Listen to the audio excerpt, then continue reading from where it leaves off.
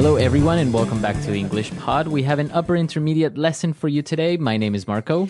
And my name is Catherine. So today we're talking about something that everyone who's ever lived away from home has felt before. Right, and that's the word we're going to preview today. The word is homesick. All right, so let's take a look at that in today's language preview. Vocabulary preview. All right, so homesick. If you feel homesick or you are homesick. Well, yeah, you could say, I'm homesick right now, or are you feeling homesick? So it's a word that means I miss my home, I miss my family, I'm far away, or I haven't seen my family in a long time, and for some reason you just feel sad. Okay, so it's a feeling. You feel a little bit depressed, you feel sad because you're homesick. Right. Okay, so this is what's happening today in our dialogue, so let's listen to it for the first time.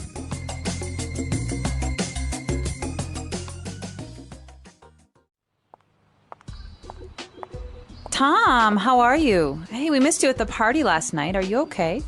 I don't know. I didn't really feel like going out. I guess I'm feeling a little homesick. Come on. We've been through this already. Look, I know the adjustment was hard when you first got here, but we agreed that you were going to try and deal with it. I was. It's just that the holidays are coming up and I won't be able to go home because I can't afford the airfare. I'm just longing for some of the comforts of home, like my mom's cooking and being around my family. Yeah, it can get pretty lonely over the holidays. When I first got here, I'd get depressed and nostalgic for anything that reminded me of home. I almost let it get to me, but then I started going out, keeping myself busy, and before I knew it, I was used to it. I see what you mean, but I'm still bummed out. Okay, how does this sound? Let's get you suited up and hit the dance club tonight. I hear that an awesome DJ is playing, and there will be a lot of pretty single girls there. You know, I could really go for that. You don't mind being my wingman for tonight? Not at all. It'll be fun. It will be like a boys' night out. Well, kinda. Great! I must warn you though, whatever happens, don't let me go on a drinking binge. Trust me, it's not a pretty picture.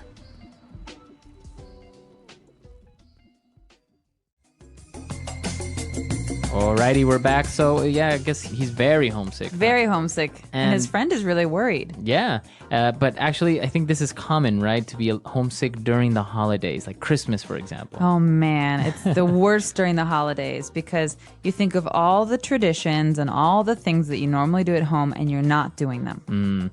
So this is something we're going to talk more about a little bit later on, but let's take a look at some of the language that was used in Language Takeaway. Language takeaway.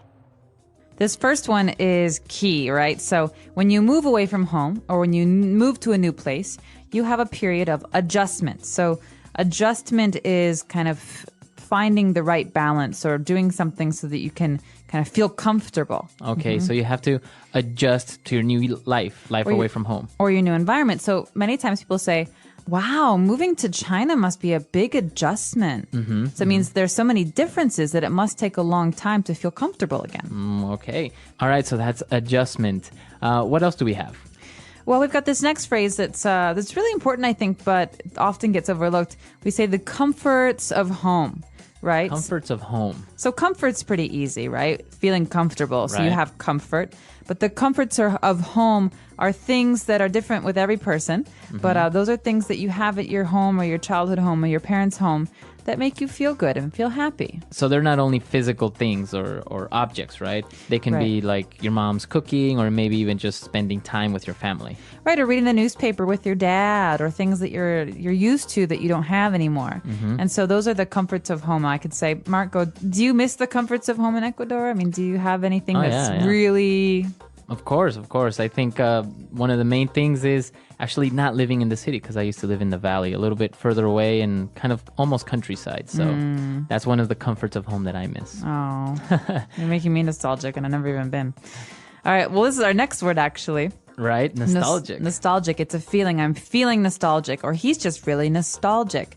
And so to be nostalgic is to kind of think about a time before or, think positively about something that you experienced before. So it's not usually a bad thing. It's never a bad thing. It's right. Nostalgia is a good, warm, fond memory of something. Of something from your past. So you start thinking of something from your past that maybe brings nice, warm feelings. Maybe a little bit sad because you miss those times, but it's usually thinking about the past. Right. So I have nostalgia for my childhood. I loved, summers in Chicago when it was hot and the kids would play in the sprinkler and I had my dog and, it's a happy feeling. Mhm. Right. So nostalgia would be the noun and nostalgic would be the adjective. Exactly. All right. And our last word for today on language takeaway is bummed out.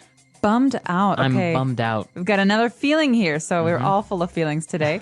Bummed out is a sad feeling. So to be bummed is kind of slang, and it means to be sad. Okay, or disappointed. Disappointed. So you come into the office, Marco, and you look a little tired. And I said, "Are you okay? Are you bummed out about something?" I can say, yeah, I lost my wallet last night, so I'm really bummed out. Oh. Or something like that. So yeah, you feel bummed out when something bad or sad happens Right. to you. All right, so why don't we move on now to a couple of different phrases on Fluency Builder. Fluency builder. All right, this first one is something that you often say to old friends or family. When you're friends with someone, they go through periods of happiness and sadness. And so when someone's going through a down period again, you say, oh, we've been through this already. We've been through this already. Or, when you're giving someone advice and they never take your advice, you say, listen, we've been through this already. You should know by now that and then, whatever the advice So is. this has happened before, or we have experienced this before, or we already solved this problem or situation. Right. You could imagine two bank robbers who are going over their plan for the 10th time, and then the one says to the other, hey, we've been through this already. You should know the plan by now. Exactly. All right, so we've been through this already. They were talking about the adjustments and everything. And then what other phrase did they use? Well, the next couple of phrases have to do with the friend's suggestions because she has a lot of ideas to cheer her friend up, the depressed one. And the first thing she says is, hey, let's hit the dance club. Okay, let's hit the dance club or let's hit the dance floor tonight. All right, so hit in this case doesn't mean like hit. Right. It doesn't mean you're punching someone. It means to go to or to do. All right, so we can say, let's go to the dance club tonight. Let's hit the dance club. Exactly. It doesn't have to be a dance club, but let's hit that concert tonight. I really want to go there. Okay, so you can hit pretty much any place, right? Exactly. And this is a very kind of spoken language, so you wouldn't say this in your essays, but it's a good way to talk about plans with friends. All right. And our next word actually is kind of interesting because it's very colloquial, and it's a wingman. I can be your wingman tonight. So wingman, you have to think about wing meaning side, not like a bird's wing. So a wing means side, and a wingman is a guy who will go with you to a bar or a club to kind of help you find a date or a girl or someone to talk to. Okay, so this person, this wingman, usually keeps you company and helps you decide maybe what girl to talk to, or maybe even introduces you to someone. Right. At a club or at a restaurant or bar or whatever. And, the key is that people don't like to go alone to bars, right? Because you feel sad and then you look weird because you're all alone. And the same is true for girls. And so if a guy wants to go to a bar and he sees two girls, well, he has to have a friend to talk to the other girl. Right. So a wingman also helps in that sense. He helps balance things. All right, so there's a whole science behind the wingman. Yeah, I'm sure if you look it up on Wikipedia, you'll find 10 pages of information. All right, so since they are going out tonight, they said it could be boys' night out. Okay, so this is another phrase you hear all the time, especially among young people. Boys' night out and girls' night out. And so, sometimes you spend a lot of time with your husband or your wife or your boyfriend or your girlfriend, and you just want to have some time with your friends. Right. And so you call this girls' night. For me, girls' night out, you just go out and you do girl things. Guys' night out, you do other things. Okay. And so in this case, girls only or guys only. Boys' night out is only guys. Exactly. And that's why this is funny, because it's the girl who says, hey, let's have boys' night out. And she's not really a boy. All right, great. And, he agreed to go out and everything, but he warned her about him going on a drinking binge. Okay, now this is important. A lot of people who are depressed or sad, when they drink a lot. And so binge means to do something in excess, to do it too much. Okay, so a drinking binge would be drinking alcohol in excess, too much. Too much, so getting drunk right away. Okay. And it's not healthy, and we do not condone it. No. Right, exactly. Very good. So some very interesting phrases in this dialogue today. I think we should listen to it one more time, and we'll be right back.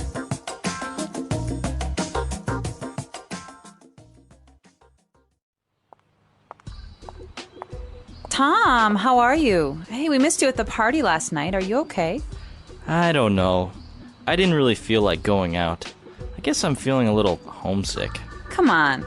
We've been through this already. Look, I know the adjustment was hard when you first got here, but we agreed that you were going to try and deal with it. I was. It's just that the holidays are coming up and I won't be able to go home because I can't afford the airfare. I'm just longing for some of the comforts of home, like my mom's cooking and being around my family. Yeah, it can get pretty lonely over the holidays. When I first got here, I'd get depressed and nostalgic for anything that reminded me of home. I almost let it get to me, but then I started going out, keeping myself busy, and before I knew it, I was used to it. I see what you mean, but I'm still bummed out. Okay, how does this sound? Let's get you suited up and hit the dance club tonight. I hear that an awesome DJ is playing, and there will be a lot of pretty single girls there. You know, I could really go for that. You don't mind being my wingman for tonight? Not at all. It'll be fun. It will be like a boys' night out. Well, kind of. Great! I must warn you though, whatever happens, don't let me go on a drinking binge. Trust me, it's not a pretty picture.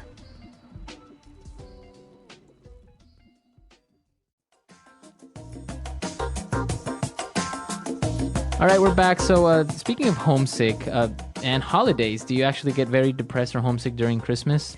I do. Well, my family has a lot of Christmas traditions that are just really kind of wonderful, and we do them every single year. And so the first time I spent Christmas away, I was living in Italy, and it was kind of similar. But then the second time was when I was living in China. And China was just not the same. No Right. oven, so no Christmas cookies.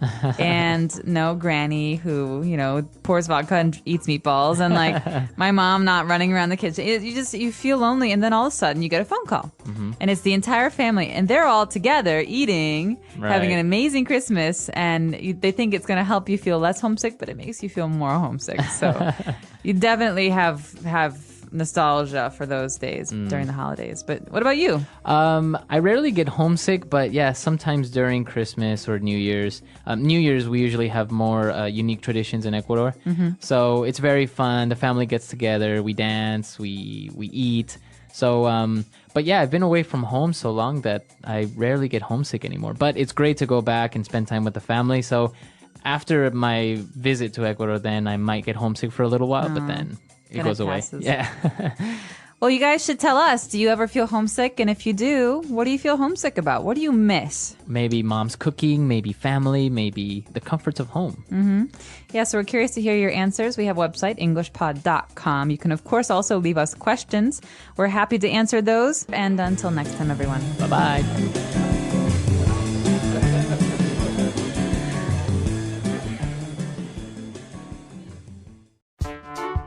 The English Pod Audio Review. Listen to the meaning, then say the vocabulary word. Sad because you're away from home. Homesick. Bear the cost of. Afford. Showing a strong desire for something. Longing for. Homesick. Nostalgic. Disappointed. Bummed out. Let's try that faster. Homesick. Nostalgic. Sad because you're away from home. Homesick. Bear the cost of. Afford. Disappointed. Bummed out. Showing a strong desire for something. Longing for. Now say the word and hear it in a sentence. Homesick.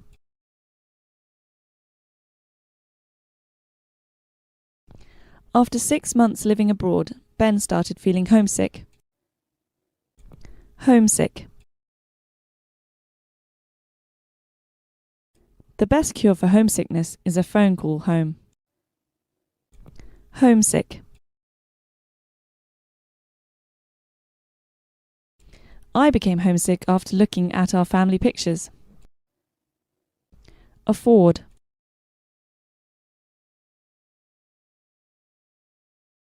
Unfortunately, I can't afford to spend money on entertainment these days. Afford. You can't afford to miss this opportunity. Afford. We were too poor to afford a doctor. Longing for. We are all longing for a peaceful world. Longing for.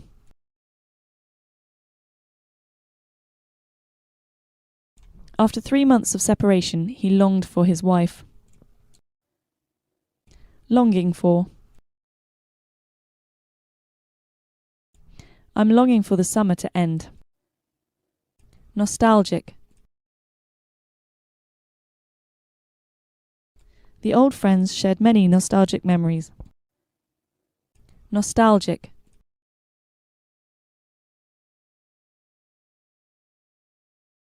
A wave of nostalgia swept over me after seeing my childhood home again. Nostalgic. She spoke nostalgically about her school days. Bummed out. He is bummed out because his girlfriend dumped him. Bummed out.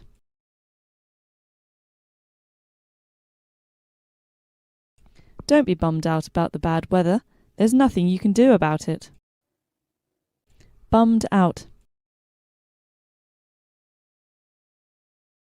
Our team lost.